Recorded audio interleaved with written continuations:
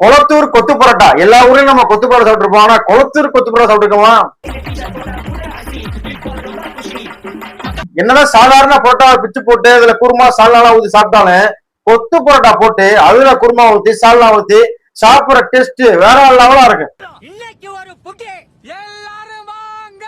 அந்த மாதிரி நம்ம தமிழ்நாட்டினுடைய முதலமைச்சர் விஜய் அவர்கள் கொளத்தூர்ல போட்ட சிக்கன் கொத்து பரோட்டா பத்தியும் 5 நிமிஷம் பேசினதுக்கு கொளத்தூர்ல கொத்து பரோட்டா போட்டாங்க. இதுக்கு மேல பேசினா மொத்தமா முடிஞ்சிடும், பாத்துக்கங்க.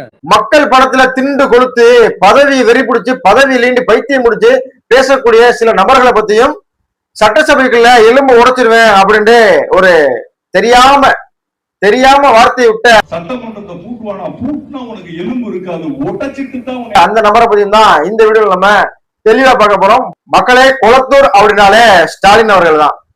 ஸ்டாலின் அப்படின்னாலே கொளத்தூர் தான். அப்படி ரெண்டு பேருமே பிரிக்க முடியாத ஒரு நட்புல பின்னி பிணைந்து இருந்த அந்த மனுஷனை நேத்து வரைக்கும் இது என்னுடைய தொகுதி, என்னுடைய கோட்டை, இது என்னுடைய சாம்ராஜ்யம் அப்படின்னு கிளைம் பண்ணிட்டு இருந்த அந்த மனுஷனை ஓரம் கட்டிட்டு இந்த இருக்காரு பாருங்க நம்ம அங்கிள். இன்னைக்கு இவர் குளத்தூர் என்னுடைய தொகுதி அப்படின்னு கிளைம் பண்ணி பேசியிருக்காரு. காலம் எப்படி எல்லாம் சுத்துது பாத்தீங்களா?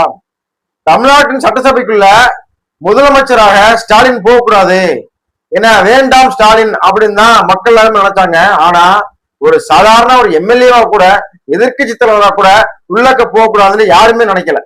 ஆனா அந்த அளவுக்கு இந்த 2026 தேர்தல் அடின்னு அடி, அதாவது அடினா உச்சியில் அடிப்பாங்கல்ல, அந்த அடி அடிச்சு உட்கார வச்சிருக்கு இந்த 2026 தேர்தல். எல்லாருமே சொன்னாங்க, அதாவது நம்ம சாட்டையெல்லாம் நாம் தமிழருக்கு 8% ஓட்டுமே எந்த கும்மனாலையும், எவ்வளவு பெரிய கும்மனாலையும் தொட்டு கூட பார்க்க முடியாது அப்படின்னு சொன்ன நம்ம சாட்டையவர்களுக்கு குச்சியை சுத்திக்கு வாயில வச்சு உட்கார வச்சுட்டாங்க. நாம் தமிழர் கட்சிக்கு விழுகிற வாக்கை எந்த கொம்பாதி கொம்பனாலும் தடுக்க முடியாது. 4% நம்ம டிஎம்கேல ஒருத்தர் பேசினார். என்ன பேசாருன்னா, ஏண்டா நீங்க இவர் வருவாரோ, கட்சி ஆரம்பிப்பாரோ, 2026 நிப்பாரோ, நாங்கெல்லாம் குச்சியை வாங்கி சப்பிட்டு போறதுக்கான கட்சி நடத்துறோம் அப்படின்னு சொன்னவருக்கு எத்தனை குச்சியை வாங்கி கொடுத்துருக்காங்க தெரியல. அவரு சப்பிக்கிட்டு இருக்காரு, இன்னும் வரல.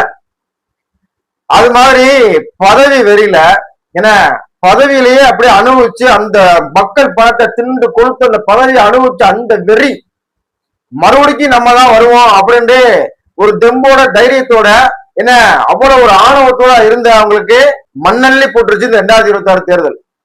ஏன்னா இடியா இறங்கிருச்சு தலையில. நீ நினைச்சு கூட பார்க்கல, கனவோட நினைக்கல. யாருமே திராவிட முன்னேற்ற காலத்துல இருந்த எம்எல்ஏவோ அமைச்சர்களோ தொண்டர்களோ யாருமே நினைக்கல மறுபடிக்கும்